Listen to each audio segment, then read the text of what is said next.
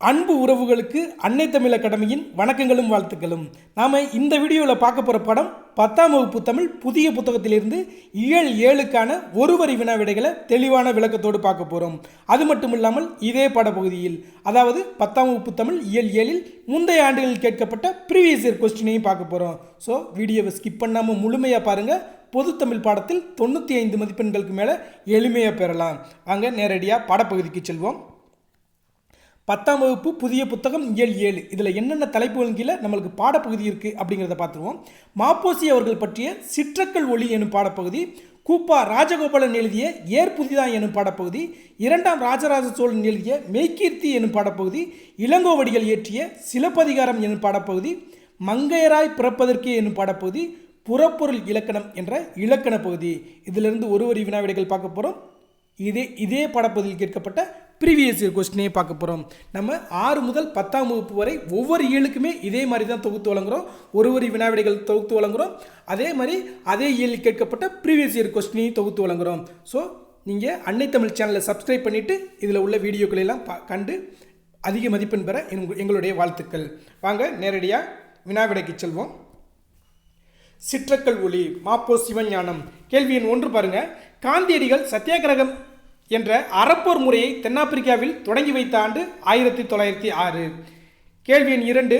ஆங்கிலேயருக்கு எதிராக சுதேசி கப்பல் நிறுவனத்தை தொடங்கியவர் வ.உ.சி. அவர்கள். கேள்வி எண் 3. மாப்போ சிவஞானம் பிறந்த ஆண்டு 1906 ஜூன் 26. இதில் பாருங்க, மாப்போசி அவர்கள் பிறந்த ஆண்டு 1906. வ.உ.சி. அவர்கள் சுதேசி கப்பல் நிறுவனத்தை தொடங்கிய ஆண்டு 1906. அதே மாதிரியே காந்தியடிகள் சத்தியாகிரகம் என்ற அறப்போர் முறையை தென்னாப்பிரிக்காவில் தொடங்கிய ஆண்டு 1906. கேள்வி எண் 4 பாருங்க. மாப்போ சிவஞானம் பிறந்த ஊர் சால்வன் குப்பம், சென்னையில் உள்ளது. கேள்வி எண் 5 பாருங்க. மாப்போ சிவஞானம் பெற்றோர் பொன்னுச்சாமி, சிவகாமி அம்மையார். கேள்வி எண் 6. மாப்போ சிவஞானம் இயற்பெயர் ஞானப்பிரகாசம். கேள்வி எண் 7. சரபையர் என்ற முதியவர் ஞானப்பிரகாசத்தை எவ்வாறு அழைத்தார்? சிவஞானி என்று அழைத்தார். கேள்வி எண் 8. ஒருவர் அறிவு விளக்கம் பெறுவதற்குள்ள 2 வழிகள் கல்வி மற்றும் கேள்வி. கேள்வி எண் 9 பாருங்க. மாப்போ சிவஞானம் கேள்வி ஞானம் பெற்றதில் அதிக பங்கு கொண்டவர் திருப்பாதிரி புலியூர் ஞானியர் அடிகள். கேள்வி எண் 10 பாருங்க. என் வாழ்நாளில் நானாக முயன்று சேர்த்து வைத்துள்ள சொத்துக்கள் என்னிடம் உள்ள பல்லாயிரக்கணக்கான நூல்களை தவிர வேறு இல்லை என்று உறுதியாக கூறுவேன் என்றவர் மாப்போசி அவர்கள். கேள்வி எண் 11 பாருங்க. காந்தி இர்வின் ஒப்பந்தம் நடைபெற்ற ஆண்டு 1931. கேள்வி எண் 12.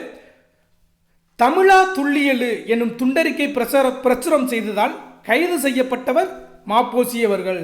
தமிழா துள்ளியலு என்னும் துண்டறிக்கையை பிரசுரம் செய்தவர் மாப்போசி அவர்கள். அதனால் அவர் கைது செய்யப்பட்டார் அப்படிங்கிற தகவலை கொடுக்குறாங்க. கேள்வி எண் 13 பாருங்க. வெள்ளையனே வெளியேறு இயக்கம் பம்பாயில் நிறைவேற்றப்பட்ட ஆண்டு ஆகஸ்ட் 8 1942. வெள்ளையனே வெளியேறு இயக்கம் பம்பாயில் நிறைவேற்றப்பட்ட ஆண்டு ஆகஸ்ட் 8 1942. கேள்வி எண் 14 பாருங்க. வெள்ளையனே வெளியேறு இயக்கத்தின் போது சிவஞானம் கைது செய்யப்பட்டு எந்த சிறையில் அடைக்கப்பட்டிருந்தார்? வேலூர் சிறையில்.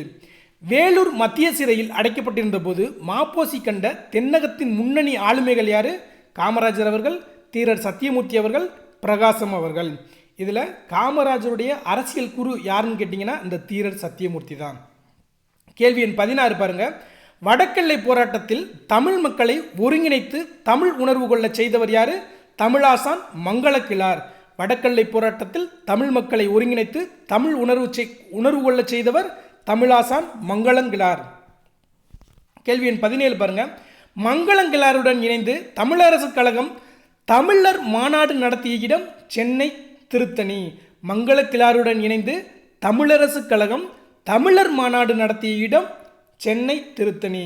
கேள்வி எண் 18 பாருங்க. வடக்கல்லை போராட்டத்தின் போது சிறையில் உயிர் துறந்தவர்கள் திருவாலங்காடு கோவிந்தராசன், மாணிக்கம். மத்திய அரசால் அமைக்கப்பட்ட மொழிவாரி ஆணையம் யாருடைய தலைமையில் அமைக்கப்பட்டது? சர்தார் K.M. பணிக்கர். கேள்வி எண் 20 பாருங்க. மாலவன் குன்றம் போனால் என்ன, வேலவன் குன்றமாவது எங்களுக்கு வேண்டும் என்று முழங்கியவர் மாப்போசி அவர்கள்.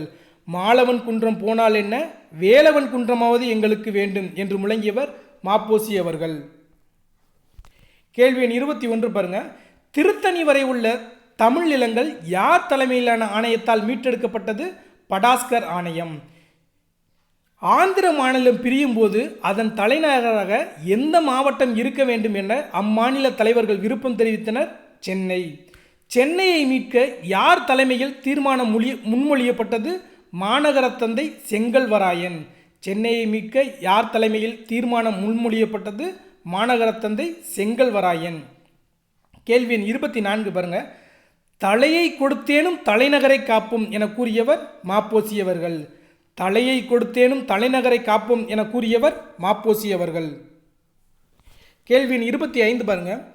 சென்னை தமிழர்களுக்கே என்று நேரு உறுதிமொழியை வெளியிட்ட ஆண்டு 1953. சென்னை தமிழர்களுக்கே என்று நேரு உறுதிமொழியை வெளியிட்ட ஆண்டு 1953. மாப்போசி முதலில் ஈடுபட்ட கிளர்ச்சி தெற்கெல்லை கிளர்ச்சி. மாப்போசி முதலில் ஈடுபட்ட கிளர்ச்சி தெற்கெல்லை கிளர்ச்சி. தமிழக வடக்கு தெற்கு எல்லை கிளர்ச்சிகளை தமிழகம் தழுவிய அளவில் தொடங்கி வைத்தது தமிழரசு கழகம். தமிழக வடக்கு எல்லை கிளர்ச்சியை தமிழகம் தழுவிய அளவில் தொடங்கி வைத்தது தமிழரசு கழகம். அதாவது 1956 மொழிவாரி மாநிலங்கள் பிரிக்கணும்னு நம்மளுடைய ஒவ்வொரு மாநிலங்களையும் எல்லைகளை பிரிக்கிறாங்க. அப்போது தமிழகத்தின் முக்கிய பகுதிகளை, அதாவது இந்த வடக்கெல்லை போராட்டம் தெற்கெல்லை போராட்டம், அந்த போராட்டம் பண்ணி முக்கிய பகுதிகள் வந்து தமிழகத்தோடு இணைத்தது வந்து இந்த மாப்போசி அவர்களின் அரசியல் கட்சியான தமிழரசு கழகம் அப்படிங்கிறத தெரிஞ்சுக்குங்க. கேள்வி 28 பாருங்க. யாருடைய வருகைக்கு பிறகு தெற்கெல்லை கிளர்ச்சி போராட்டம் வலுப்பெற்றது? மார்ஷல் ஏ நேசமணி. யாருடைய வருகைக்கு பிறகு தெற்கெல்லை போராட்டம் வலுப்பெற்றது?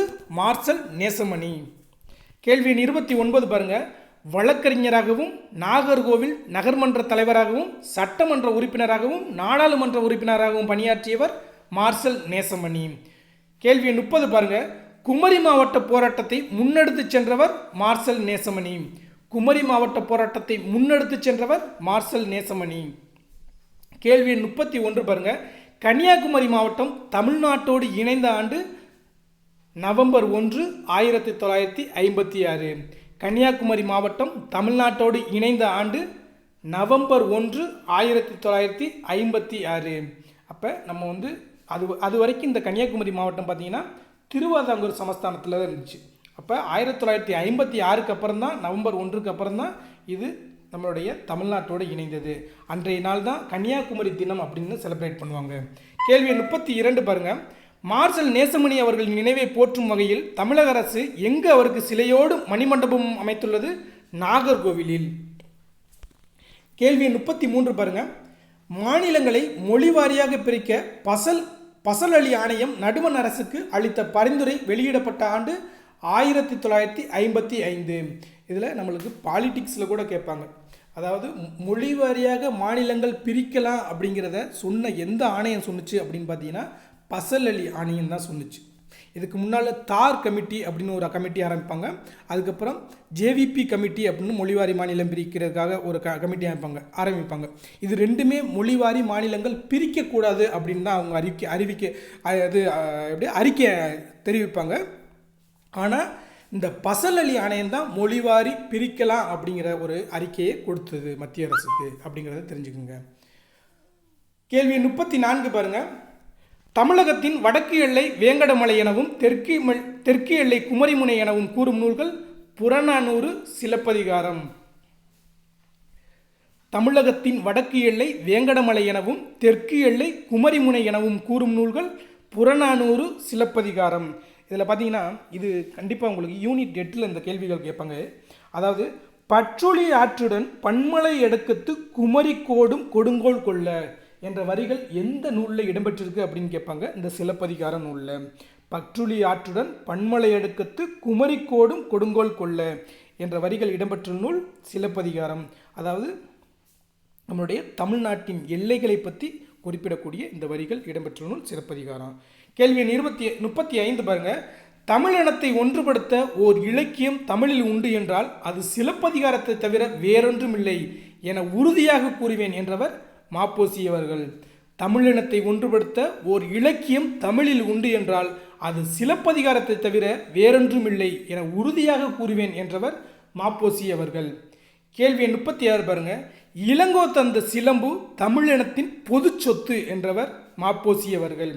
இளங்கோ தந்த சிலம்பு தமிழினத்தின் பொது சொத்து என்றவர் மாப்போசி அவர்கள். கேள்வி 37 பாருங்க. பட்டி தொட்டி எங்கும் சிலப்பதிகார மாநாடுகள் நடத்தியவர் மாப்போசி அவர்கள். பட்டி தொட்டி எங்கும் சிலப்பதிகார மாநாடு நடத்தியவர் மாப்போசி அவர்கள், மாப்போ சிவஞானம் அவர்கள். கேள்வி 38 பாருங்க. முசிறியில் வாழ்ந்த தமிழ் வணிகருக்கும் அலெக்சாண்டிரியா துறைமுகத்தில் வாழ்ந்த கிரேக்க வணிகருக்கும் இடையிலான பேப்பரஸ்தால் சுவடி வணிக ஒப்பந்தம் எங்குள்ளது? வியன்னா அருங்காட்சியகம். அதாவது ஆஸ்திரிய தலைநகரான வியன்னா உள்ள அருங்காட்சியகத்தில் தான் முசிறியில் வாழ்ந்த தமிழ் வணிகருக்கும் அலெக்சாண்டிரியா துறைமுகத்தில் வாழ்ந்த கிரேக்க வணிகருக்குமான ஒரு வணிக ஒப்பந்தம் எங்கே இருக்குது? வியன்னா அருங்காட்சியகத்தில் இருக்குது. கேள்வி 39 பாருங்க. வணிக ஒப்பந்தம் செய்யப்பட்ட காலம் கிபி 2ஆம் நூற்றாண்டு. வணிக ஒப்பந்தம் செய்யப்பட்ட காலம் கிபி 2ஆம் நூற்றாண்டு. கேள்வி 40 பாருங்க. சேரநாட்டு துறைமுக நகரம் முசிறி. சேரநாட்டு துறைமுகம் முசிறி. கேள்வி 41 பாருங்க. அலெக்சாண்ட்ரியா துறைமுகம் எங்கு உள்ளது? எகிப்து நாட்டில் உள்ளது. கேள்வி 42. மாப்போ சிவஞானத்தின் தன் வரலாற்று நூல் எனது போராட்டம். மாப்போ சிவஞானத்தின் தன் வரலாற்று நூல் எனது போராட்டம். இதே மாதிரியே இந்த எனது இப்படி என் அப்படிங்கிறத ஆரம்பிக்கிற ஒரு சில நூல்களை பற்றி தெரிஞ்சுக்கிறோம் வாங்க. என் சரிதம் யாருடைய வரலாற்று நூல்? தன் வரலாற்று நூல் உவேசா அவர்களின் தன் வரலாற்று நூல். அதே மாதிரி பாருங்க, என் கதை என்பது நாமக்கல் கவிஞர் வே ராமலிங்கம் அவர்களின் தன் வரலாற்று நூல். அதே மாதிரி பாருங்க, எனது வாழ்க்கை போர் என்பது சி லக்குவனார் அவர்களின் தன் வரலாற்று நூல். அதே மாதிரி எனது போராட்டம் என்பது மாப்போசி அவர்கள். மறுபடியும் சொல்லுங்க பாருங்க. என் சரிதம் உவேசா, என் கதை நாமக்கல் கவிஞர், எனது வாழ்க்கை போர் சி லக்குவனார், எனது போராட்டம் மாப்போசி அவர்கள். இதெல்லாம் அவர்களுடைய தன் வரலாற்று நூல், ஆட்டோகிராஃபி அப்படிங்கிறத தெரிஞ்சுக்கோங்க. கேள்வி 43 பாருங்க. சிலம்பு செல்வர் என்று போற்றப்படுபவர் மாப்போ சிவஞானம். சிலம்பு செல்வர் என்று போற்றப்படுபவர் மாப்போ சிவஞானம். அவருடைய காலம் பாருங்க 1906 1995 வரை. இதில் இந்த சிலம்பு செல்வர் மாப்போசி மாதிரியே பாருங்க, சொல்லின் செல்வர் என்று அழைக்கப்படுபவர் ராப்பி சேது அவர்கள். சொல்லின் செல்வர் ராப்பி சேது அவர்கள். செந்தமிழ் செல்வர் என்று அழைக்கப்படுபவர் தேவநேய பாவாணர் அவர்கள். செந்தமிழ் செல்வர் என்று அழைக்கப்படுபவர் தேவநேய பாவாணர் அவர்கள். இங்கே சிலம்பு செல்வர் மாப்போசி அவர்கள். உன்னை படிக்கும்போதே அது சம்மந்தப்பட்ட அதோடு தொடர்புடைய மற்ற விஷயத்தையும் நம்ம படிச்சுக்கிட்டே போயிடணும். அடுத்து பாருங்க, கேள்வி 44. மாப்போசி வகித்த பதவிகள் பாருங்க. 1952 முதல் 1954 வரை சட்டமன்ற மேலவை உறுப்பினராக இருந்திருக்கிறார். அப்புறம் 1972 முதல் 1978 வரை சட்டமன்ற மேலவை தலைவராகவும் இருந்திருக்கிறாரு. இப்போ தமிழ்நாட்டில் சட்டமன்ற மேலவை கிடையாது. இப்போ மாப்போசி வகித்த பதவிகள் 1952 54 வரை சட்டமன்ற மேலவை உறுப்பினராக இருந்திருக்காரு. 72 78 வரை மேலவை தலைவராக இருந்திருக்கிறாரு. கேள்வி 45 பாருங்க. தமிழரசு கழகத்தை தொடங்கியவர் மாப்போசி அவர்கள். தமிழரசு கழகத்தை தொடங்கியவர் மாப்போசி அவர்கள். இது அவருடைய அரசியல் கட்சி அப்படிங்கிறத தெரிஞ்சுக்கோங்க. கேள்வி 46 பாருங்க. வள்ளலார் கண்ட ஒருமைப்பாடு என்னும் இவருடைய நூலுக்காக 1966ஆம் ஆண்டு சாகித்ய அகாடமி விருது பெற்றவர் யாரு? மாப்போசி அவர்கள். அப்போ மாப்போசி அவர்களின் எந்த நூல் சாகித்ய அகாடமி விருது பெற்றது? வள்ளலார் கண்ட ஒருமைப்பாடு. எந்த ஆண்டு பெற்றது? 1966. அப்போ வள்ளலார் கண்ட ஒருமைப்பாடு என்ற நூலின் ஆசிரியர் மாப்போசி அவர்கள். கேள்வி 47 பாருங்க. தமிழக அரசு மாப்போசி அவர்களுக்கு எங்கு சிலை அமைத்துள்ளது? திருத்தணி, சென்னை தியாகராய நகர். அடுத்து பாருங்க, கூப்பா ராஜகோபாலன் எழுதிய ஏர் புதிதா எனும் படப்பதின் கீழே வினாக்கள் பார்க்க போகிறோம். கேள்வி எண் 48 பாருங்க. சங்கத்தமிழரின் திணைவாழ்வு எதை அடிப்படையாக கொண்டது? வேளாண்மையை. கேள்வி 49. உலகத்தார்க்கு அச்சாணி என போற்றப்பட்டவர்கள் உழுவோர். உலகத்தார்க்கு அச்சாணி என போற்றப்பட்டவர்கள் உழுவோர், உழவு தொழில் செய்பவர்கள். கேள்வி 50. முதல் மழை விழுந்ததும் மேல்மண் பதமாகி விட்டது, வெள்ளி முளைத்திடுது, விரைந்து போ நண்பா என்ற பாடலின் ஆசிரியர் கூப்பா ராஜகோபாலன் அவர்கள். கேள்வி 51. வேளாண்மை செழிக்கவும் மானுடம் தழைக்கவும் சித்திரை திங்களில் நடத்தப்படும் டேஸ் தமிழர் பண்பாட்டின் மகுடமாகும். பொன்ஏர் போட்டுதல் தமிழர் பண்பாட்டின் மகுடமாகும். வேளாண்மை செழிக்கவும் மானுடம் தழைக்கவும் சித்திரை திங்களில் நடத்தப்படும் ஒரு விழா எது? பொன்ஏர் போட்டுதல். கேள்வி 52 பாருங்க. தமிழர் பண்பாட்டில் பொன்ஏர் பூட்டுதல் எப்போது நடத்தப்படும்? சித்திரை திங்கள். நல்லா தெரிஞ்சுங்க, நீங்கள் தை மாதம் அப்படின்னு கொடுத்துடக்கூடாது. ஏன்னா தை மாதம் தான் நம்ம ரொம்ப வேளாண்மைக்கு ரொம்ப சிறப்பான மாதமாக நம்ம செலிப்ரேட் பண்ணுவோம். ஆனால் இங்கே தமிழர் பண்பாட்டில் பொன்னேர் பூட்டுதல் சித்திரை திங்கள் அப்படிங்கிறத கொடுத்துருக்காங்க, நல்லா தெரிஞ்சுக்குங்க. கேள்வி 53 பாருங்க. ஏர் புதிதா என்னும் கவிதை டேஸ் என்னும் நூலில் இடம்பெற்றுள்ளது. கூப்பாரா படைப்புகள். கூப்பா ராஜகோபாலன் பிறந்த ஊர் கும்பகோணம். கூப்பா ராஜகோபாலன் அவர்கள் ஆசிரியராக பணியாற்றிய இதழ்கள் தமிழ்நாடு, பாரதமணி, பாரத தேவி, கிராம ஊழியன். கூப்பா ராஜகோபாலன் அவர்கள் ஆசிரியராக பணியாற்றிய இதழ்கள் என்னென்ன? தமிழ்நாடு இதழ், பாரதமணி இதழ், பாரத தேவி இதழ், கிராம ஊழியன் இதழ். கேள்வி எண் 56 பாருங்க. அகலிகை, ஆத்ம சிந்தனை ஆகிய படைப்புகளின் ஆசிரியர் கூப்பா ராஜகோபாலன். அடுத்து பாருங்க. 2ஆம் ராசராச சோழன் எழுதிய மெய்கீர்த்தி என்னும் பாடப்பகுதிகளை வினாக்கள் பார்க்க போகிறோம். கேள்வி 57 பாருங்க. இந்திரன் முதலாக திசைப்பாலகர் 8 பேரும் ஓருருவம் பெற்றது போல் ஆட்சி செலுத்தியவன் சோழ மன்னன். இந்திரன் முதலாக திசைப்பாலகர் 8 பேரும் ஓருருவம் பெற்றது போல் ஆட்சி செலுத்திய மன்னன் சோழன். கேள்வி 58. கோப்பரகேசரி, திருப்புவன சக்கரவர்த்தி என்ற பட்டங்கள் கொண்டவர் 2ஆம் ராசராச சோழன். கோப்பரகேசரி, திருப்புவன சக்கரவர்த்தி என்ற பட்டங்கள் கொண்டவர் 2ஆம் ராசராச சோழன். கேள்வி 59. 2ஆம் ராசராச சோழனது மெய்கீர்த்திகள் எத்தனை? 2. அதில் ஒன்று 91 அடிகளை கொண்டது அப்படிங்கிறத கொடுக்குறாங்க. கேள்வி 60 பாருங்க. டேஸ் காலந்தொட்டு மெய்கீர்த்திகள் கல்லில் வடிக்கப்பட்டுள்ளன. 1ஆம் ராசராசன் காலந்தொட்டு. கேள்வி 61. கல்வெட்டின் முதல் பகுதியில் மன்னரை பற்றி புகழ்ந்து இலக்கிய நயம்பட எழுதப்படும் வரிகள் எவ்வாறு அழைக்கப்படுகிறது? மெய்கீர்த்திகள் என்று அழைக்கப்படுகிறது. அப்போ கல்வெட்டின் முதல் பகுதியில் மன்னரை பற்றி புகழ்ந்து இலக்கிய நயம்படம் எழுதப்படும் வரிகள் தான் மெய்கீர்த்திகள். கேள்வி 62 பாருங்க. புலவர்களால் எழுதப்பட்டு கல் தச்சர்களால் கல்லில் பொறிக்கப்படுவது மெய்கீர்த்திகள். புலவர்களால் எழுதப்பட்டு கல் தச்சர்களால் கல்லில் பொறிக்கப்படுவது மெய்கீர்த்திகள். இங்கே கல்வெட்டுன்னு கூட ஆப்ஷன் கொடுக்கலாம், ஆனால் இங்கே மெய்கீர்த்திகள் இந்த இதே வரிகள் வந்துச்சுன்னா மெய்கீர்த்திகள் என்பதுதான் சரியான விடை. அடுத்து பாருங்க. இளங்கோவடிகள் இயற்றிய சிலப்பதிகாரம் எனும் பாடப்பகுதிகளை வினாக்கள் பார்க்க போகிறோம்.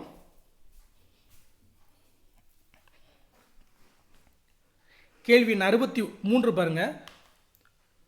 தூசும் துயிரும் ஆரமும் அகிலும் மாசரு முத்தும் மணியும் பொன்னும் என்னும் பாடல் இடம்பெற்றுள்ள நூல் சிலப்பதிகாரம். பாருங்க. தூசும் துயிரும் ஆரமும் அகிலும் மாசரு முத்தும் மணியும் பொன்னும் என்ற பாடல் இடம்பெற்றுள்ள நூல் சிலப்பதிகாரம். இதில் தூசுனா தூசு என்பதன் பொருள் பட்டு அப்படிங்கிறத தெரிஞ்சுக்கோங்க. துகிர் என்பதன் பொருள் பவளம் என்பதை தெரிஞ்சுக்கோங்க. ஆரம் என்றால் சந்தனம் என்பதை தெரிஞ்சுக்கோங்க. நம்மளுக்கு கேள்விகள் இப்படி கூட கேட்கலாம். தூசும் துயிரும் ஆரமும் அகிலும் மாசரு முத்தும் மணியும் என்னும் பாடலில் தூசும் துயிரும் என்பதன் பொருள் என்ன அப்படின்னு கூட கேட்கலாம். தூசு என்றால் பட்டு, துகிரம் என்றால் பவளம் அப்படிங்கிறத தெரிஞ்சுக்குங்க. கேள்வி எண் 64 பாருங்க. பால்வகை தெரிந்த பகுதி பண்டமோடு கூலம் குவித்த கூல வீதியும் என்ற பாடல் இடம்பெற்ற நூல் சிலப்பதிகாரம். பால்வகை தெரிந்த பகுதி பண்டமோடு கூலம் குவித்த கூல வீதியும் என்ற பாடல் இடம்பெற்ற நூல் சிலப்பதிகாரம். கேள்வி எண் 65 பாருங்க. மருவூர் பாக்கம் ஊரின் சிறப்பை பற்றி கூறும் நூல் சிலப்பதிகாரம். கேள்வி எண் 66 பாருங்க. சொல்லும் பொருள் பார்க்குறோம். சுண்ணம் என்பதன் பொருள் நறுமணப்பொடி. காருகர் என்பதன் பொருள் நெய்பவர் அல்லது சாளியர். காருகர் என்பதன் பொருள் நெய்பவர். தூசு அப்படின்னா பட்டு. துகிர் என்றால் பவளம். வெறுக்கை என்பதன் பொருள் செல்வம். நொடை என்பதன் பொருள் விளை.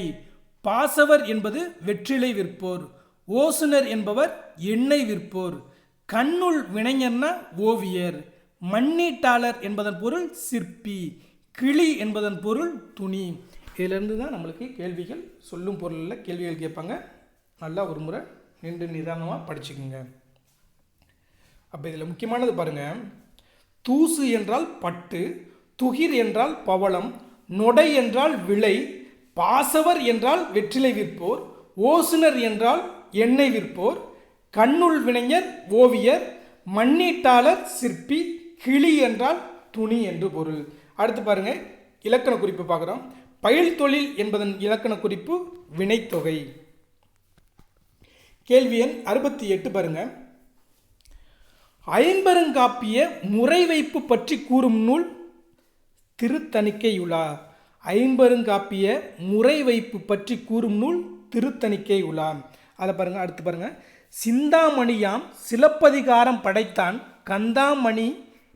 கந்தா மணி மேகலை புனிந்தான், நந்தா வளையாபதி தருவான் வாசன கீந்தான், திளையாத குண்டல கேசிக்கும் என்ற பாடல் இடம்பெற்றுள்ள நூல் திருத்தணிக்கையுலா. இதெல்லாம் முக்கியமாக நீங்கள் பார்க்க வேண்டியது, இந்த சிந்தாமணியாம் அப்படிங்கிறது முதல்ல வந்திருக்கு, குண்டலகேசி அப்படிங்கிறது கடைசியாக வந்திருக்கு. அதாவது இந்த திருத்தணிக்கையுலா ஐம்பெருங்காப்பிய முறை வைப்பு முறையை பற்றி இதை ஆர்டர் படுத்துக, வரிசைப்படுத்துக அப்படின்னு கேட்பாங்க. இந்த ஐம்பெருங்காப்பிய நூல்களையும் கொடுத்துட்டு சிந்தாமணி, சிலப்பதிகாரம், மணிமேகலை, குண்டலகேசி இந்த மாதிரி நூலை கொடுத்துட்டு அதை வரிசைப்படுத்த சொல்லுவாங்க. திருத்தணிக்கையுலா அந்த முறை வைப்பு முறை பற்றி அதன் அடிப்படையில் முறைப்படுத்துக, ஐம்பெருங்காப்பியங்களை வரிசைப்படுத்துக அப்படின்னு கொடுப்பாங்க. அப்போ நம்ம எடுத்த ஃபஸ்ட்டு எழுதணும் சிந்தாமணி அப்படிங்கிறத ஃபஸ்ட்டு எழுதணும், கடைசியாக பாருங்கள் குண்டலகேசி எழுதணும். இது நல்லா ஞாபகம் வச்சுக்கோங்க. மற்ற பாருங்கள், சிந்தாமணிக்கு அப்புறம் சிலப்பதிகாரம், அதுக்கப்புறம் மணிமேகலை, அதுக்கப்புறம் வளையாபதி, கடைசியாக குண்டலகேசி. இந்த ஆர்டரில் நம்மளுக்கு எழுதுறதுக்கு கேள்விகள் வரலாம். கேள்வி எண் 70 பாருங்கள். காவேரி பூம்பட்டினத்திலிருந்து கண்ணகியும் கோவலனும் திருவரங்கம் மற்றும் உறையூர் வழியாக டேஸ் என்னும் இடத்தை அடைந்தனர், கொடும்பாளூர் என்னும் ஊரை அடைந்தனர். அப்போ காவிரி பூம்பட்டினத்து கண்ணகியும் கோவலனும் திருவரங்கம் மற்றும் உறையூர் வழியாக கொடும்பாளூர் என்னும் இடத்தை அடைந்தனர். கேள்வி எண் 71 பாருங்கள். திருமால் குன்றம் என்பது அழகர் மலையை குறிக்கும். திருமால் குன்றம் என்பது அழகர் மலையை குறிக்கும். கேள்வி எண் 72. கோவலனையும் கண்ணகியையும் மதுரைக்கு அழைத்துச் சென்றவர் கவுந்தியடிகள். கோவலனையும் கண்ணகியையும் மதுரைக்கு அழைத்துச் சென்றவர் கவுந்தியடிகள். கேள்வி எண் 73 பாருங்க. மதுரையில் கணவனை இழந்த கண்ணகி மதுரையிலிருந்து வைகையின் தென்புறம் வழியாக நெடுவேல் குன்றம் சென்று டேஸ் என்னும் இடத்தை அடைந்தால், வேங்கை காணல் என்னும் இடத்தை அடைந்தாள். அப்போ இதில் பாருங்க, நெடுவேல் குன்றம் என்பது எந்த மலையை குறிக்கிறது? சுருளி மலையை குறிக்கிறது. நம்மளுக்கு பொறுத்துகளில் கூட கேட்பாங்க, எப்படின்னு கேட்பாங்க. திருமால் குன்றம் என்றால் அழகர் மலையை குறிக்கிறது, நெடுவேல் குன்றம் என்றால் சுருளி மலையை குறிக்கிறது. கண்ணகி கடைசியாக சென்று சேர்ந்த இடம் வேங்கை காணல் இடம். கேள்வி எண் 74 பாருங்க. சிலப்பதிகாரத்தில் வரும் தமிழ்நடை உரைப்பாட்டு மடை. சிலப்பதிகாரத்தில் வரும் தமிழ்நடை உரைப்பாட்டு மடை. கேள்வி எண் 75. உரைநடை பாங்கில் அமைந்திருக்கும் பாட்டு உரைப்பாட்டு மடை. வாய்க்காலில் பாயும் நீரை வயலுக்கு திருப்பி விடுவது மடை. கேள்வி எண் 77 பாருங்க. இந்திர விழா ஊரெடுத்து காதை சிலப்பதிகாரத்தில் எந்த காண்டத்தில் அமைந்துள்ளது? புகார் காண்டம். இந்திர விழா ஊரெடுத்த காதை சிலப்பதிகாரத்தில் எந்த காண்டத்தில் அமைந்துள்ளது? புகார் காண்டத்தில் அமைந்திருக்கு. நமக்கு இந்திர விழாவை பற்றி குறிப்பிடும் 2 நூல்கள் முக்கியம். பார்த்தீங்கன்னா இந்த சிலப்பதிகாரமும் மணிமேகலையும் குறிப்பிடும். இந்திர விழா மொத்தம் எத்தனை நாட்கள் நடைபெறும்னா 28 நாட்கள் நடைபெறும் அப்படிங்கிறதெல்லாம் ஏற்கனவே படிச்சிருக்கோம். அடுத்து பாருங்க, இதில் இந்திர விழா ஊரெடுத்த கதை பற்றி சிலப்பதிகாரத்தில் எந்த காண்டத்தில் அமைந்துள்ளதுன்னா புகார் காண்டம். கேள்வி எண் 78 பாருங்க. சிலப்பதிகாரம் டேஸ் ஒன்று ஐம்பெருங்காப்பியங்களில் ஒன்று. சிலப்பதிகாரம் டேஸில் ஒன்று ஐம்பெருங்காப்பியங்களில் ஒன்று.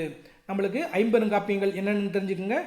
இளங்கோவடிகள் இயற்றிய சிலப்பதிகாரம், சீத்தலை சாத்தனார் இயற்றிய மணிமேகலை, திருத்தக்கத்தேவர் இயற்றிய சீவக சிந்தாமணி, வளையாபதி, அதாவது வளையாபதியின் ஆசிரியர் யாருன்னு தெரியல, வளையாபதி, நாதகுத்தனார் எழுதிய குண்டலகேசி. இது 5 தான் ஐம்பெருங்காப்பியங்கள். இதில் முதற் காப்பியமாக நம்ம பார்க்குறது இந்த சிலப்பதிகாரத்தை. கேள்வி எண் 79 பாருங்க. முத்தமிழ் காப்பியம், குடிமக்கள் காப்பியம் என்று பிறப்பிக்கப்படும் நூல் எது? சிலப்பதிகாரம். முத்தமிழ் காப்பியம், குடிமக்கள் காப்பியம் என்று அழைக்கப்படும் நூல் எது? சிலப்பதிகாரம். அது மட்டும் கிடையாது, இதுக்கு நிறைய பேர்கள் இருக்குது. அதாவது ஒற்றுமை காப்பியம், குடிமக்கள் காப்பியம், வேறு பார்த்திங்கன்னா இரட்டை காப்பியம், புதுமை காப்பியம், முதற் காப்பியம், வரலாற்று காப்பியம் அப்படின்லாம் நிறைய பேர்கள் இந்த சிலப்பதிகாரத்துக்குள்ள இருக்குது. இப்போ நம்ம தெரிஞ்சுக்கிறது முத்தமிழ் காப்பியம் சிலப்பதிகாரம், குடிமக்கள் காப்பியம் சிலப்பதிகாரம், அதே மாதிரி முதற் காப்பியம் எது சிலப்பதிகாரம், ஒற்றுமை காப்பியம் எது சிலப்பதிகாரம். நம்ம மாப்போசி படிக்கும்போது கூட நம்ம பார்த்தோம், அந்த தமிழ் நூல்களிலேயே தமிழர்களை ஒற்றுமைப்படுத்தக்கூடிய ஒரு காப்பியமாக மாப்போசி அவர்கள் குறிப்பிட்டது இந்த சிலப்பதிகாரத்தை தான். அதனால தான் இதை ஒற்றுமை காப்பியம் அப்படிங்கிறத கூட நம்ம அழைக்கிறோம். அடுத்து பாருங்க, கேள்வி எண் 80. மூவேந்தர் பற்றிய செய்திகளை கூறும் காப்பியம் சிலப்பதிகாரம். சிலப்பதிகாரம் எத்தனை காண்டங்களை கொண்டது? 3 காண்டங்கள். சிலப்பதிகாரம் எத்தனை காண்டங்களை கொண்டது? 3 காண்டங்கள். என்னென்ன காண்டங்கள் பாருங்க, புகார் காண்டம், மதுரை காண்டம், வஞ்சி காண்டம். புகார் காண்டம், மதுரை காண்டம், வஞ்சி காண்டம். இதில் புகார் காண்டத்தில் 10 காதைகள் இருக்குது, வஞ்சி காண்டத்தில் 13 காதைகள் இருக்குது, மன்னிக்கவும், மதுரை காண்டத்தில் 13 காதைகள் இருக்குது, வஞ்சி காண்டத்தில் 7 காதைகள் இருக்குது. அப்போ சிலப்பதிகாரம் மொத்தம் 3 காண்டங்களை கொண்டது. அதில் என்னென்ன? புகார் காண்டம் 10, மதுரை காண்டம் 13, வஞ்சி காண்டம் 7 காதைகளை கொண்டது. கேள்வி எண் 82 பாருங்க, சிலப்பதிகாரம் மொத்தம் எத்தனை காதைகளை கொண்டது? 30. மணிமேகலை காப்பியத்துடன் கதை தொடர்பு கொண்டிருக்கும் நூல் சிலப்பதிகாரம். இரட்டை காப்பியங்கள் என அழைக்கப்படும் நூல்கள் சிலப்பதிகாரம், மணிமேகலை. இரட்டை காப்பியங்கள் என அழைக்கப்படும் நூல் சிலப்பதிகாரம், மணிமேகலை. சிலப்பதிகாரத்தின் ஆசிரியர் இளங்கோவடிகள். இளங்கோவடிகள் டேஸ் மரபைச் சேர்ந்தவர்? சேர மரபைச் சேர்ந்தவர். இளங்கோவடிகள் டேஸ் மரபைச் சேர்ந்தவர்? சேர மரபைச் சேர்ந்தவர். அதாவது இவர் சேரன் செங்குட்டுவனின் தம்பி அப்படிங்கிறத தெரிஞ்சுக்கோங்க. சேரன் செங்குட்டுவனின் தம்பி யாரு? இந்த இளங்கோவடிகள்.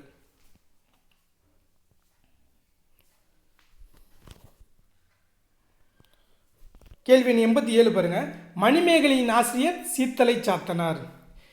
கேள்வி எண் 88, கோவலன் கண்ணகி கதையை கூறி அடிகள் நீரே அருளுக என்று இளங்கோவடிகளிடம் கூறியவர் சீத்தலை சாத்தனார். அப்போ நம்முடைய சீத்தலை சாத்தனார் இளங்கோவடிகள்கிட்ட எப்படி சொல்லுவார்னா, முடிகளு வேந்தர் மூவர்க்கும் உரியது, அடிகள் நீரே அருளுக அப்படின்னு சொல்லிட்டு இந்த கதையெல்லாம் சொல்லிட்டு இந்த வரியை சொல்கிறாரு. அதாவது முடிகளு வேந்தர் மூவர்க்கும் உரியது, அடிகள் நீரே அருளுக என கூறியவர் யான்னு பார்த்தீங்கன்னா இந்த சீத்தலை சாத்தனார். யாரிடம் கூறினார்? இளங்கோவடிகள்கிட்ட கூறினார். உடனே அவர் பதில் சொல்கிறார் பாருங்க. கேள்வி எண் 89 பாருங்க, நாட்டுதும் யாமோர் பாட்டுடை செய்யுள் என்று கூறியவர் இளங்கோவடிகள். அப்போ அதுக்கு அடிகள் நீரே அருளுக அப்படின்னு சீத்தலை சாத்தனார் சொன்னதுக்கப்புறம் நாட்டுதும் யாமோர் பாட்டுடை செய்யுள் என்று கூறியவர் இளங்கோவடிகள். அடுத்து பாருங்க, மங்கையராய் பிறப்பதற்கே எனும் பாடப்பகுதியின் கீழே வினாக்கள் பார்க்க போகிறோம். கேள்வி எண் 90 பாருங்க, ஐநாவையில் தமிழ்நாட்டின் செவ்வியல் இசையை பாடியவர் MS சுப்புலட்சுமி அவர்கள். காற்றினிலே வரும் கீதமாய் பாடல் பாடியவர் MS சுப்புலட்சுமி அவர்கள். இசை பேரரசி என்று நேரு பெருமகனாரால் அழைக்கப்பட்டவர் MS சுப்புலட்சுமி அவர்கள். MS சுப்புலட்சுமி என்பதன் விரிவாக்கம் மதுரை சண்முக வடிவு சுப்புலட்சுமி. MS சுப்புலட்சுமி அவர்கள் நடித்த திரைப்படம் மீரா. ஹரிதும் ஹரோ என்னும் மீரா பஜன் பாடலை பாடுமாறு சுப்புலட்சுமியிடம் கேட்டுக்கொண்டவர் காந்தியடிகள். சுப்புலட்சுமி தாமரையணி விருது பெற்ற ஆண்டு 1954. அந்த நேரத்தில் ஹெலன் கெல்லர் அவரை பாராட்டியிருக்காங்க. சுப்புலட்சுமி அவர்கள் தாமரையணி விருது பெற்ற ஆண்டு 1954. சுப்புலட்சுமி இங்கிலாந்தில் பாடிய ஆண்டு 1963. சுப்புலட்சுமி ஐநாவில் பாடிய ஆண்டு 1966. கேள்வி எண் 99 பாருங்க, நோபல் பரிசுக்கு இணையான மகசேசே விருதை சுப்புலட்சுமி பெற்ற ஆண்டு 1974. நோபல் பரிசுக்கு இணையான மகசேசே விருதை சுப்புலட்சுமி பெற்ற ஆண்டு 1974.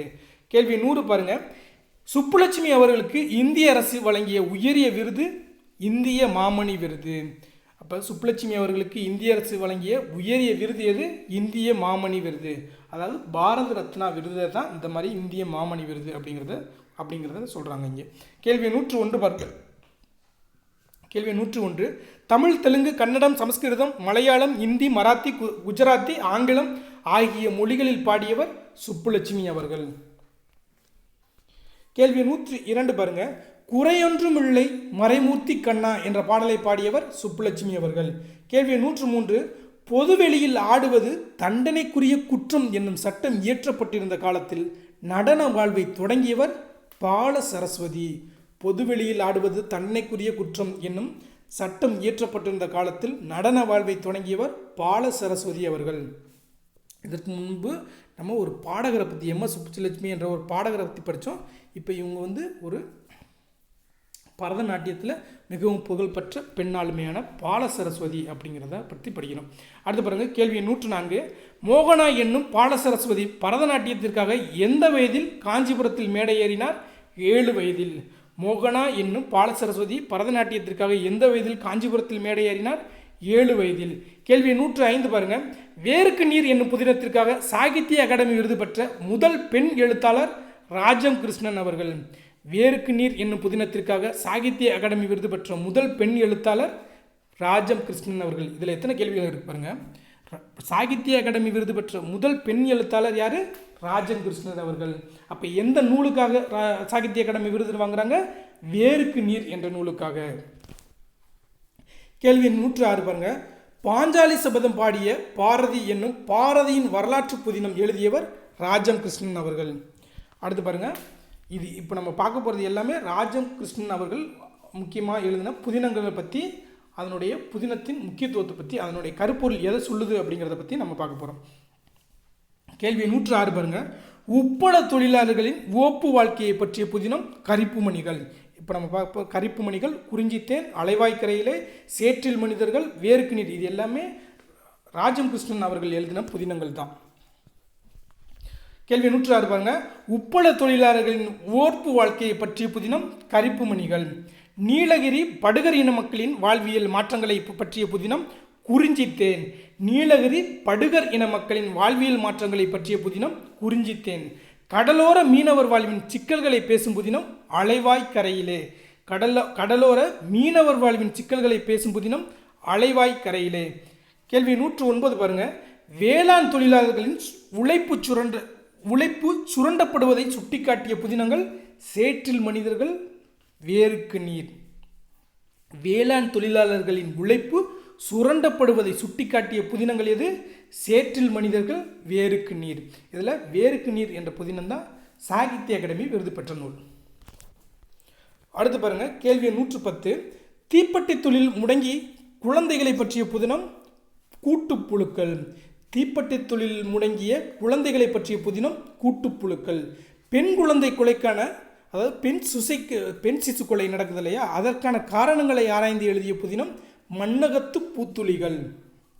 கேள்வி 112 பாருங்க. மதுரையின் முதல் பட்டதாரி பெண் கிருஷ்ணம்மாள் ஜெகநாதன். மதுரையின் முதல் பட்டதாரி பெண் கிருஷ்ணம்மாள் ஜெகநாதன். கேள்வி 113 பாருங்க. கிருஷ்ணம்மாள் ஜெகநாதன் அவர்கள் பெற்ற விருதுகள் என்னென்ன பாருங்க. இந்திய அரசின் தாமரை திரு விருது, ஸ்வீடன் அரசின் வாழ்வுரிமை விருது, சுவிட்சர்லாந்து அரசின் காந்தி அமைதி விருது. இது எல்லாமே கிருஷ்ணம்மாள் ஜெகநாதன் அவர்கள் பெற்ற விருதுகள். கேள்வி 114 பாருங்க. காந்திய சிந்தனையில் கவரப்பட்டு அவரது சர்வோதய இயக்கத்தில் களப்பணியாற்றியவர் கிருஷ்ணம்மாள் ஜெகநாதன் அவர்கள். கிருஷ்ணம்மாள் ஜெகநாதன் அவர்கள் பங்கு கொண்ட விடுதலை போராட்டங்கள் என்னென்ன? ஒத்துழையாமை இயக்கம், சட்ட மறுப்பு இயக்கம், வெள்ளையனே வெளியேறு இயக்கம். கேள்வி 116 பாருங்க. நாட்டின் விடுதலைக்கு பின் கணவருடன் இணைந்து பூதான இயக்கத்தில் பணிபுரிந்தவர் கிருஷ்ணம்மாள் ஜெகநாதன் அவர்கள். நாட்டின் விடுதலைக்கு பின் கணவருடன் இணைந்து பூதான இயக்கத்தில் பணிபுரிந்தவர், அதாவது பூமிதான இயக்கம் அப்படின்னு சொல்லுவாங்க.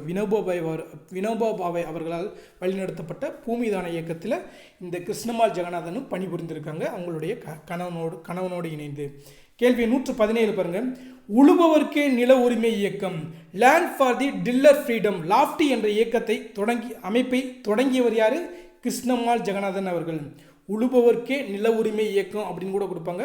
நம்மளுக்கு ஜிஎஸ் யூனிட் 8 ஜிஎஸ் பகுதியில் கூட லாஃப்டி அப்படின்னு கூட கொடுப்பாங்க. Land for the tiller freedom அப்படின்னு கொடுப்பாங்க.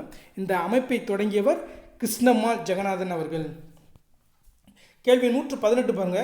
களஞ்சியம் என்னும் குழுவை தொடங்கியவர் சின்ன பிள்ளை அவர்கள். களஞ்சியம் என்னும் குழுவை தொடங்கியவர் சின்ன பிள்ளை அவர்கள். கேள்வி 119, வாஜ்பாய் அவர்களின் கைகளால் பெண் ஆற்றல் விருது, அதாவது ஸ்ரீ சக்தி புரஸ்கார் விருது பெற்றவர் சின்ன பிள்ளை அவர்கள். சின்ன பிள்ளை அவர்கள் பெற்ற விருதுகள்: பெண் ஆற்றல் விருது, ஸ்ரீ சக்தி புரஸ்கார் விருது, தமிழக அரசின் அவ்வை விருது, தூர்தர்ஷனின் பொதுகை விருது, தாமரை திரு விருது. இது எல்லாமே மதுரை சின்ன பிள்ளை அவர்கள் பெற்ற விருதுகள். என்னென்னு பாருங்கள்: பெண் ஆற்றல் விருது, அவ்வை விருது, பொதிகை விருது, தாமரை திரு விருது. அடுத்து இதுவரைக்கும் நம்ம 10ஆம் வகுப்பு புதிய புத்தகத்தில் இயல் 7க்கான ஒருவரி வினாவிடைகள் நம்ம எல்லாத்தையும் பார்த்துருக்கோம். இப்போ பார்க்க போகிறது இலக்கண பகுதியான புறப்பொருள் இலக்கணம் என்ற பாடப்பகுதியில் வினாக்கள் பார்க்க போகிறோம். நம்ம 1 முதல் 10ஆம் வகுப்பு வரை இதுவரைக்கும் எல்லா இயலுக்குமே நம்ம ஒருவரி வினாவிடைகள் நம்ம பிரத்யேகமாக தயாரித்து உங்களுக்கு கொடுத்துருக்கோம். அதாவது டிஎன்பிசி எப்படிலாம் கேள்விகள் கேட்பாங்க அந்த அடிப்படையில் நம்ம தொகுத்து வழங்குகிறோம். அதே மாதிரி அதே பாடப்பகுதியில் கேட்கப்பட்ட ப்ரீவியஸ் கொஸ்டினையும் தொகுத்து வழங்குகிறோம். ஸோ ஒவ்வொரு நம்ம பிளேலிஸ்ட்லேயே அன்னை தமிழ் சேனலை சப்ஸ்கிரைப் பண்ணிட்டு பிளேலிஸ்ட்டில் போய்ட்டு ஒவ்வொரு வீடியோ பாருங்கள். ஒவ்வொரு வீடியோ கீழேயும் நம்ம டிஸ்கிரிப்ஷனில் இந்த வீடியோக்கான லிங்க்ஸ் கொடுக்குறோம். ஸோ அதுலேயும் பார்த்து பயன்பெறுங்கள். கேள்வி எண் 121 பாருங்கள்: புறத்திணை எத்தனை வகைப்படும்? 12 வகைப்படும். புறத்திணை எத்தனை வகைப்படும்? 12. கேள்வி 122 பாருங்கள்: மக்கள் சிறு குழுக்களாக வாழ்ந்த காலத்தில் எதனை சொத்தாக கருதினர்? ஆணிரைகளை. ஆணிரை என்றால் மாடுகளை குறிக்கிறது. கேள்வி 123 பாருங்கள்: புறத்திணைகளை பொறுத்துக அப்படின்னு பார்க்குறோம். இந்த அடிப்படையில் அப்படி ஷார்ட்டாக நீங்கள் படித்து வச்சுக்கோங்க.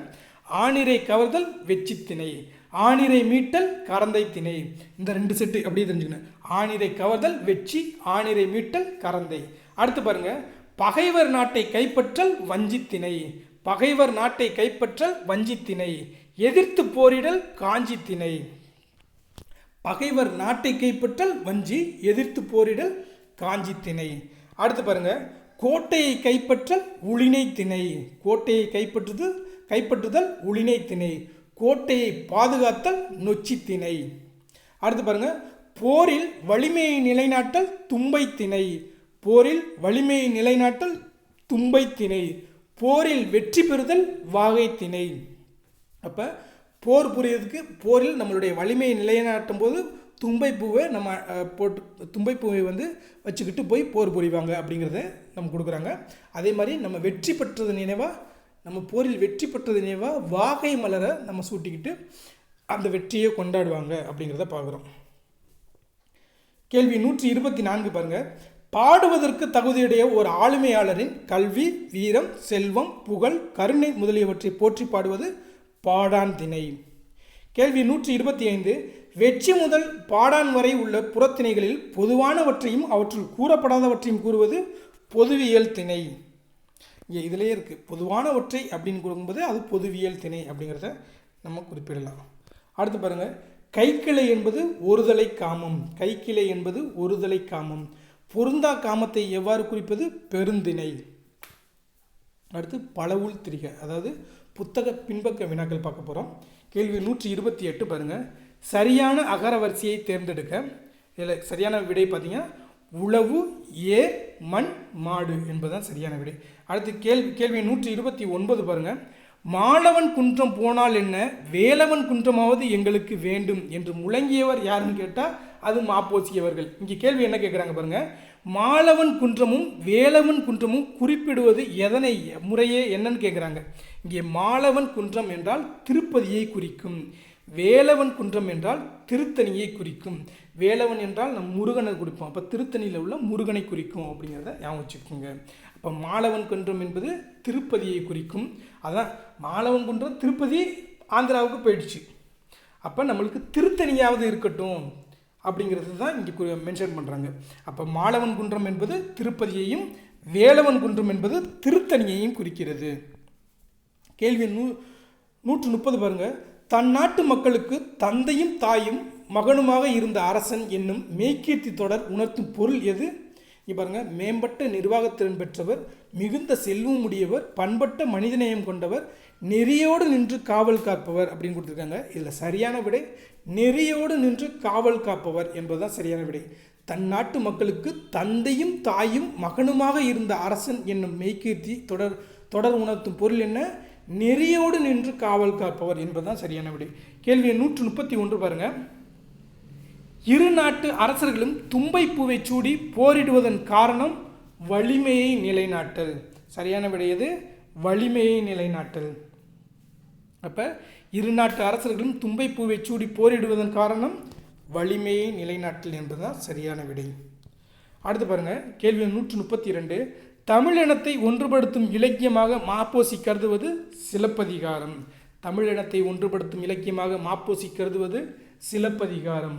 அதனால தான் நம்ம ஒற்றுமை காப்பியம் அப்படிங்கிறத எதன் குறிப்பிட்டோம்னா அந்த சிலப்பதிகாரத்தை தான் குறிப்பிட்டோம். கேள்வி 133 பாருங்கள். பாண்டியன் ஆண்ட பெருமையை கூற்றி சோழன் ஆண்ட சிறப்பை சொல்லி சேரன் ஆண்ட மாண்பினை காட்டி விடுதலை போரில் ஈடுபட வருமாறு தமிழர்களுக்கு அழைப்பு விடுத்தவர் மாப்போசி அவர்கள். பாண்டியன் ஆண்ட பெருமையை கூறி சோழன் ஆண்ட சிறப்பை கூறி சேரன் ஆண்ட மாண்பினை காட்டி விடுதலை போரில் ஈடுபட வருமாறு தமிழர்களுக்கு அழைப்பு விடுத்தவர் மாப்போசி அவர்கள். கேள்வி 134 பாருங்கள். ஏற்பிடிக்கும் கைகளுக்கே வாழ்த்து கூறுவோம், வறுமை ஏகுமுறை செய்பவருக்கே வாழ்த்து கூறுவோம் என்ற கவிதையின் ஆசிரியர் கவி காமு ஷெரீப். அடுத்து பாருங்கள், கலைச்சொல் அறிவும் என்ற பாடப்பகுதியில் என்ற தலைப்பிங்கில் வினாக்கள் பார்க்குறோம். கன்சுலேட் என்பதன் தமிழாக்கம் துணை தூதரகம். பேட்டன்ட் என்பதன் தமிழாக்கம் காப்புரிமை. டாக்குமெண்ட் என்பதன் தமிழாக்கம் ஆவணம். கில்ட் என்பதன் தமிழாக்கம் வணிக குழு. இரிகேஷன் என்பதன் தமிழாக்கம் பாசனம். டெரிட்டரி என்பதன் தமிழாக்கம் நிலப்பகுதி. அடுத்து 136 அறிவை விரிவிசை, அதாவது நூல்களும் நூல் ஆசிரியர்களும் அப்படிங்கிறத பார்க்க போகிறோம். என் கதை என்பது நாமக்கல் கவிஞர் வே ராமலிங்கம் அவர்களின் நூல். என் கதை என்பது நாமக்கல் கவிஞர் வே ராமலிங்கம் அவர்களின் தன் வரலாற்று நூல் அப்படிங்கிறத தெரிஞ்சுக்கோங்க. அடுத்து பாருங்கள், வேருக்கு நீர் என்ற நூலின் ஆசிரியர் ராஜம் கிருஷ்ணன் அவர்கள். அப்போ இந்த வேருக்கு நீர் என்ற நூலுக்காக ராஜம் கிருஷ்ணன் அவர்கள் சாகித்ய அகாடமி விருது பெற்றார் அப்படிங்கிறதெல்லாம் பார்த்தோம். அடுத்து பாருங்கள், நாற்காலிக்காரர் என்ற நூலின் ஆசிரியர் நா முத்துசாமி. நாற்காலிக்காரர் என்ற நூலின் ஆசிரியர் நா முத்துசாமி. நாடகக்கலையை மீட்டெடுப்பதே தனது லட்சியமாக கொண்டவர் நா முத்துசாமி அப்படின்னு கலை ஞாயிறு என்று அழைக்கப்படுவர் தான் இந்த நா முத்துசாமி. அவருடைய நூல் பேர் தான் நாற்காலிக்காரர். அடுத்து பாருங்கள், இதே பாடப்பகுதியில் கேட்கப்பட்ட ப்ரீவியஸ் இயர் கொஸ்டினை இப்போ ஒவ்வொன்றா நம்ம பார்க்க போகிறோம். கேள்வி 30 பாருங்கள். இதில் 30 கொடுத்துருக்காங்க பாருங்கள். தமிழகத்தின் தலைநகராக சென்னையே இருக்க வேண்டும் என்பதற்காக தலையை கொடுத்தேனும் தலைநகரை காப்பும் என முழங்கியவர் மாப்போசி அவர்கள். மாப்போ சிவஞானம் அவர்கள். தமிழகத்தின் தலைநகராக சென்னையே இருக்க வேண்டும் என்பதற்காக தலையை கொடுத்தேனும் தலைநகரை காப்போம் என முழங்கியவர் யார்? மாப்போ சிவஞானம் அவர்கள். இதில் நேசமணி அப்படிங்கிறத நம்ம பார்த்தோம். கன்னியாகுமரி இந்த தமிழ்நாட்டோடு இணைவதற்கு மிகப்பெரிய போராட்டத்தை வழிநடத்தியவர் இந்த நேசமணி அவர்கள். இதில் சங்கரலிங்கம் அப்படிங்கிறவர் கிட்டத்தட்ட 70 நாட்கள் உண்ணாவிரதம் இருந்து உயிர் விட்டவர். அதாவது மதராஸ் மாகாணத்தை அதனுடைய பெயரை தமிழ்நாடு என பெயர் மாற்ற கோரி 76 நாட்கள் உண்ணாவிரதம் இருந்து உயிரை விட்டவர் தான் இந்த சங்கரலிங்கனார் அப்படிங்கிறதையும் தெரிஞ்சுக்கோங்க. தந்தை பெரியாரை பற்றி நம்ம நிறையவே படிச்சிருக்கோம். அடுத்து பாருங்கள், புலவர்களால் எழுதப்பட்டு கல் தச்சர்களால் கல்லில் பொறிக்கப்பட்டவை. இதில் பாருங்கள், ஓவிய எழினி, சிற்பக்கலை, பைஞ்சுதை, மெய்கீர்த்தி அப்படின்னு கொடுத்துருக்காங்க. நம்ம பார்த்தது சரியான விடை மெய்கீர்த்தி தான். புலவர்களால் எழுதப்பட்டு கல் தச்சர்களால் கல்லில் பொறிக்கப்பட்டவை மெய்கீர்த்திகள். அடுத்து பாருங்கள், சரியான கூற்றுகளை தெரிவு செய்க. இளங்கோவடிகளை பற்றி கீழே கூற்றுகள் கொடுத்துருக்காங்க பாரு. இவர் சேர மரபை சேர்ந்தவர் அப்படின்னு கொடுத்துருக்காங்க. ஆமாம், அவர் சேர மரபை சேர்ந்தவர் தான். சேரன் செங்குட்டுவனின் தம்பி அப்படிங்கிறதெல்லாம் பார்த்தோம். அடுத்து பாருங்கள், சிலப்பதிகாரத்தை இயற்றியவர் அப்படிங்கிறத பார்க்குறோம். ஆமாம், இளங்கோவடிகள் எழுதிய நூல் தான் சிலப்பதிகாரம் அப்படிங்கிறத பார்க்குறோம். அடுத்து பாருங்கள், அடிகள் நீரே அருளுக என்ற கூற்றுக்குரியவர் அப்படின்னு கொடுத்துருக்காங்க. இந்த இடத்துல கூற்றை கூறியவர் அப்படின்னு சொல்லியிருந்தால் அது இந்த ஸ்டேட்மெண்ட்டே தப்பாக போயிருக்கும். ஏன்னா அடிகள் நீரே அருள்க என்ற கூற்றை கூறியவர் சீத்தலை சாத்தனார். இங்கே என்ன கொடுத்துருக்காங்கன்னா கூற்றுக்குரியவர் அப்படின்னு கொடுத்துருக்காங்க. அப்போ இது இளங்கோவடிகளை பற்றி தான் குறிப்பிடுது. அடுத்து பாருங்கள், நாட்டுதும் யாமோர் பாட்டுடை செய்யுள் என்று கூறியவர் அப்படின்னு கொடுத்துருக்காங்க. இது இளங்கோவடிகள் சொன்னது தான். அப்போ இதுக்கு சரியான விடை என்னன்னு பார்த்தீங்கன்னா அனைத்துமே சரி. சேர மரபை சேர்ந்தவர் சரி, சிலப்பதிகாரத்தை இயற்றியவர் சரி, அடிகள் நீரே அருள்க என்ற கூற்றுக்குரியவர் சரி, நாட்டுதும் யாமோர் பாட்டுடை செய்யுள் என்று கூறியவர் இளங்கோவடிகள் தான். ஸோ இதில் உள்ள அனைத்துமே சரி. அடுத்து பாருங்கள், உரைப்பாட்டு மடை என்னும் தமிழ் உரைநடை பகுதி இடம்பெற்றுள்ள நூலை இயற்றியவர் யாருன்னு கேட்குறாங்க. நம்ம உரைப்பாட்டு மடை அப்படின்னு அழைக்கப்படும் நூல் எதுன்னு பார்த்தீங்கன்னா இந்த சிலப்பதிகாரம் தான். அப்போ சிலப்பதிகாரத்தை யார் இயற்றியிருக்கா? இளங்கோவடிகள் அவர்கள் தான் இயற்றியிருக்காங்க. அப்போ இதுக்கு சரியான விடை இளங்கோவடிகள். அடுத்து பாருங்கள், நாடக காப்பியம் என்று அழைக்கப்படும் நூல் எது அப்படின்னு கேட்குறாங்க. சிலப்பதிகாரம். நாடக காப்பியம் என்று அழைக்கப்படும் நூல் எது அப்படின்னு பார்த்தீங்கன்னா இந்த சிலப்பதிகாரம் தான்.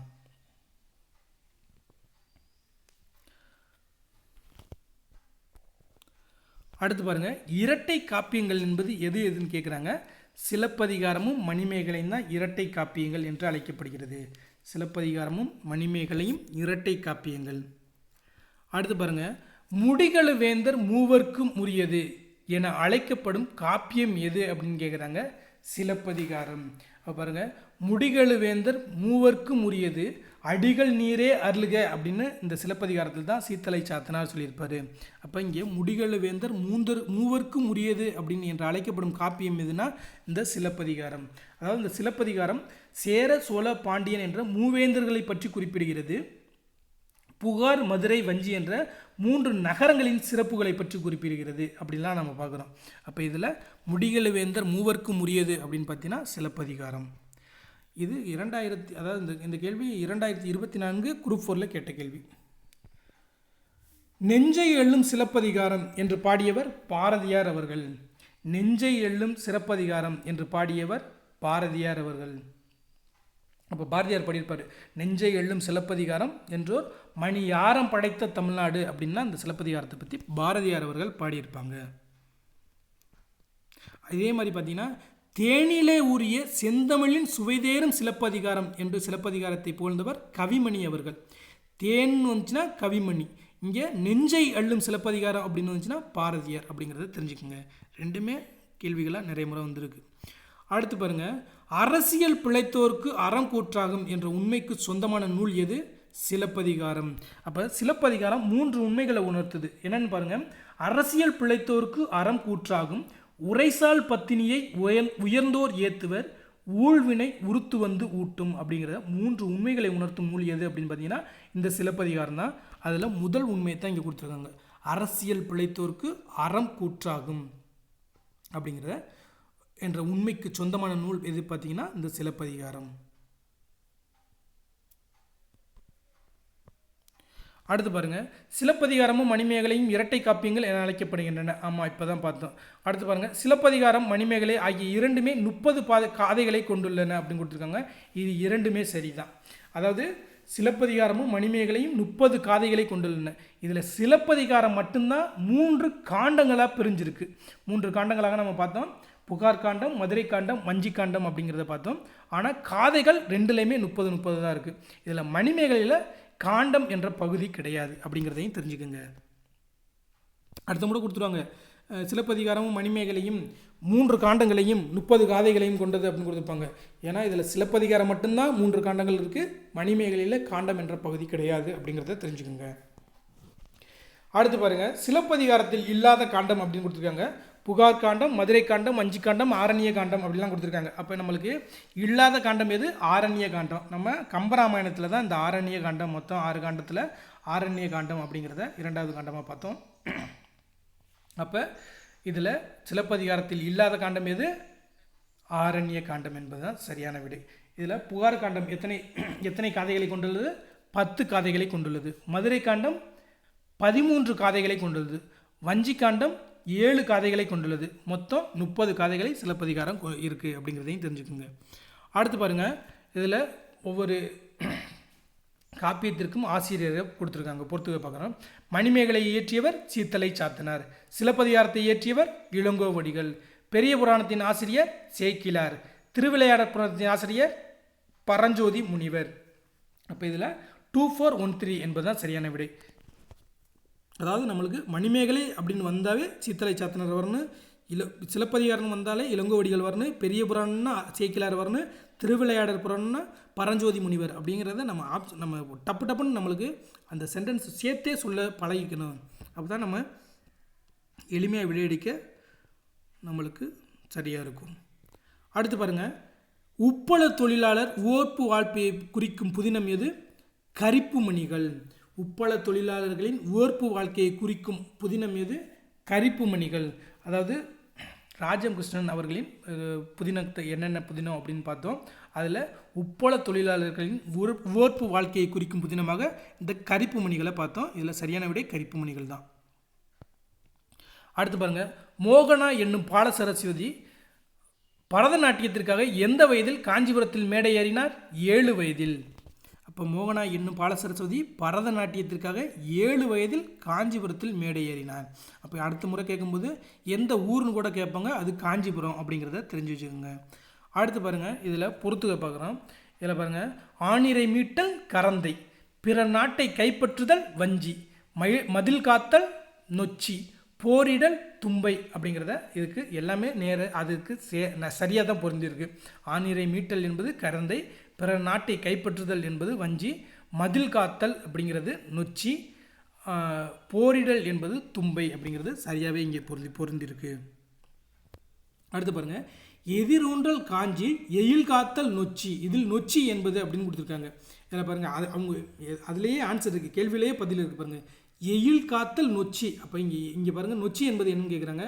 எயில் காத்தல் என்றால் மதில் காத்தல் என்று பொருள். அப்போ இதில் சரியான விடை மதில் காத்தல் என்பது தான் சரியான விடை. அப்போ நம்மளுக்கு ரொம்பலாம் ரொம்ப தமிழை பொறுத்தவரை கேள்வியை நல்லா புரிஞ்சுக்கிட்டு படித்தோம்னாவே நம்ம எல்லா கேள்விக்கும் விடையளிக்க முடியும். எளிமையாக நம்ம 95 மதிப்பெண்களுக்கு மேலே மதிப்பெண்கள் பெற முடியும்.